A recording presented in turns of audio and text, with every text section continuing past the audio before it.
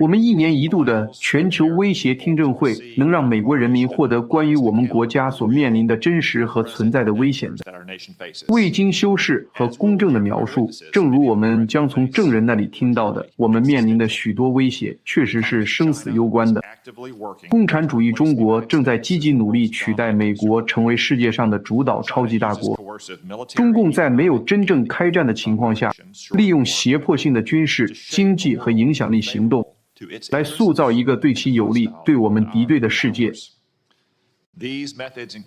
这些手段包括历史上最大规模的和平时期军事扩张、迅速扩张核力量，为帮助俄罗斯承受美国制裁提供关键援助，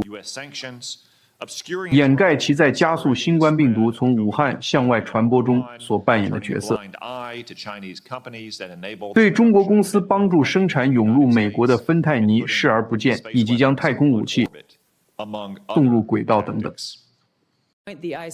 美国情报界评估认为，中共是我们最具实力的战略竞争对手。在习近平总书记的领导下，中华人民共和国力求在经济、技术和军事上将自己定位为世界舞台上的领导力量。北京方面认为，华盛顿正在采取广泛行动遏制中共的崛起，并破坏中国共产党的统治。中共最严峻的国内挑战可能就是中国经济放缓，以及如果社会经济不满情绪导致大规模动荡可能造成的社会不稳定。与美国和其他国家日益增长的经济紧张关系，也可能对中共经济增长和国内就业创造计划构成压力。中共军方正在部署先进的能力，包括高超音速武器、隐形飞机、先进潜艇、更强大的太空和网络战力量，以及更大的核武器库。虽然中共希望与美国和川普政府发展和保持积极关系，以促进自身利益和避免冲突，但中共正在增强军事能力，部分原因是为了在与美国发生军事冲突时获得优势，而冲突的起因是中共为统一台湾所做的努力。中共还在亚太地区扩大军事存在，重点在于对东海和南海有争议的领土主张。北京正在提升其网络能力，以进行复杂行动，旨在窃取美国政府和私营部门的敏感信息，并预先部署可能在冲突中使用的其他非对称攻击选项。中共的网络活动与多起备受瞩目地违规事件有关，包括去年大规模入侵美国电信基础设施的事件，这被称为沿台风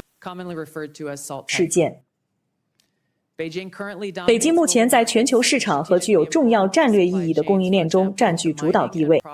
例如在几种关键矿物的开采和加工方面，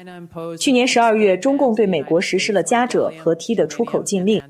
这些都对半导体的生产和我们的国防技术至关重要。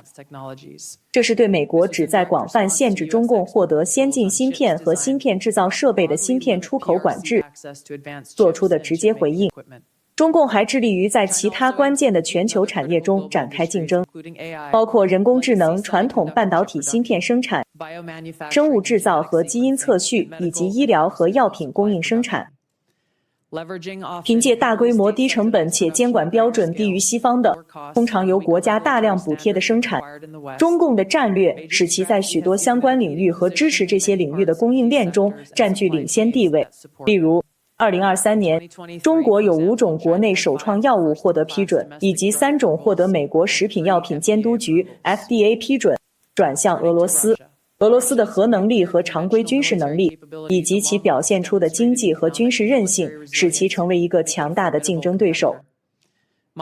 莫斯科拥有的核武器比任何其他国家都多，一旦发生重大战争，而且如果俄罗斯领导人认为战争会给其政权带来严重风险的话，可能会使用核武器，这就可能会给美国和世界带来灾难性破坏。2024年末，俄罗斯宣布对其核武器使用原则进行更新，扩大了俄罗斯考虑使用核武器的条件。俄罗斯正在建设一支更加现代化且更具生存能力的核力量，旨在通过可靠的报复性打击潜力来规避美国的导弹防御系统。俄罗斯意图通过威胁美国本土以及拥有在冲突中发动核战争的能力来震慑美国。俄罗斯还发展了先进的网络能力，并试图预先部署对美国关键基础设施的访问权限，以获得不对称选项，使其成为持续存在的网络威胁。俄罗斯的网络活动与多起备受瞩目地数据泄露事件有关，包括2023年对微软的黑客攻击。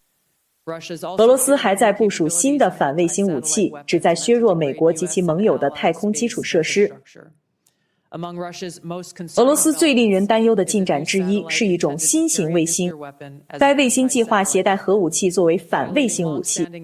这违反了长期以来禁止此类活动的国际法，并使美国和全球经济面临风险。尽管伊朗在加沙冲突期间其代理人和防御力量有所削弱，但它仍在继续寻求扩大在中东地区的影响力。伊朗已经开发并保持了弹道导弹、巡航导弹和无人机，包括能够打击美国在该地区的目标和盟友的系统。德黑兰已经表现出使用这些武器的意愿，包括在2020年对驻伊拉克美军的袭击，以及2024年4月和10月对以色列的袭击。伊朗的网络行动和能力也对美国的网络和数据构成严重威胁。情报界继续评估，伊朗目前并未制造核武器。最高领袖哈梅内伊也未批准他在2003年暂停的核武器项目。情报界将继续密切监测德黑兰是否决定重新启动其核武器项目。过去1年，我们看到伊朗国内对公开讨论核武器的长期禁忌有所松动，这可能壮大了伊朗决策机构内部核武器倡导者的胆量。伊朗的浓缩铀储备已达到历史最高水平，这对于一个没有核武器的国家来说是前所未有的。伊朗可能会继续努力对抗以色列，并向与其志同道合的恐怖分子和武装分子组成的松散联盟。伊朗称之为抵抗轴心，提供援助、武器和帮助重建，从而迫使美国军队撤出该地区。尽管实力有所削弱，但这些势力集合体仍然构成了广泛的威胁，包括对以色列民众、部署在伊拉克和叙利亚的美军，以及美国和国际军事及商业航运和运输的威胁。朝鲜领导人金正恩正在寻求更强大的战略和常规军事能力，以瞄准该地区的美国军队和盟友以及美国本土，从而增强朝鲜的影响力和地位，捍卫其政权，并至少获得作为核武器国家的默认认可。金正恩近期与俄罗斯建立的战略伙伴关系为实现这些目标提供了支持，为他提供了更多的财政、军事和外交支持，减少对中共的依赖，并为朝鲜军队和武器系统提供真实的作战经验。金正恩认为，自2019年以来，其战略武器的进步与俄罗斯日益加深的联系，以及朝鲜的经济韧性，正在加强其对抗美国要求无核化的谈判地位，并减少其对解除制裁的需求。朝鲜可能已准备好在短时间内再次进行核试验，并持续试射洲际弹道导弹，以展示其不断增强的能力，作为未来谈判的筹码。自2022年以来，中共、俄罗斯、伊朗和朝鲜的关系日益密切。即使俄乌战争的催化作用消失，这些双边关系也不太可能回到2021年战前的状态。新的战略重点和世界事件可能会为他们目前的高水平合作带来新的动力或挑战。俄罗斯一直是这种扩张性合作的催化剂，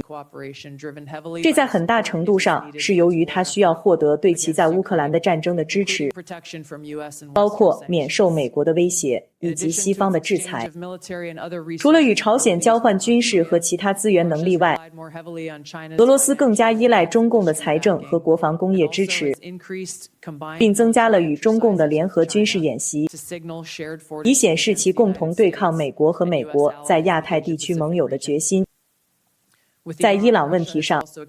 俄罗斯也扩大了金融联系，以缓解制裁。伊朗已成为俄罗斯重要的军事供应国，特别是无人机。以换取俄罗斯对伊朗武器、情报和先进网络能力的技术支持。总而言之，我们看到的对美国国家安全的威胁是复杂且多方面的，对美国人民的生命安全和福祉构成了严重威胁。作为美国情报部门的负责人，我们将继续向总统、国会和我们的作战人员提供及时、公正相关的情报，以确保美国的安全、自由、繁荣与和平，特别是对于美国人民。我们情报部门的存在是为了服务于你们，并确保你们的安全、保障和自由。谢谢。谢谢加巴德主任。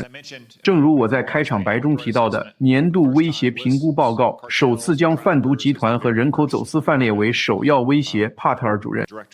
我很高兴地说，联邦调查局小石城分局一直在为应对这一威胁尽自己的一份力量。该外地办事处与其他联邦、州和地方执法机构一道，到目前为止，在2025年到目前为止，已逮捕了近300名进入我所在州的移民。您能否详细介绍一下这些非法移民构成的威胁的性质？不仅是对阿肯色州，而且是对我们国家，或许可以包括他们对美国人民犯下的一些可怕罪行的细节。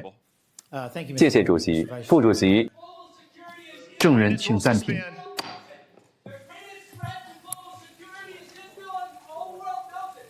以色列是全球安全的最大威胁，全世界都知道这一点。停止资助以色列，停止资助以色列。所以刚才那个抗议者是粉红代码的疯子，说资助以色列是对世界和平的最大威胁。我要说明一下，让这里的观众和电视机前的观众都知道，粉红代码也是由共产主义中国资助的。这正好说明了，谁想被请出去，也可以大声喊试试看。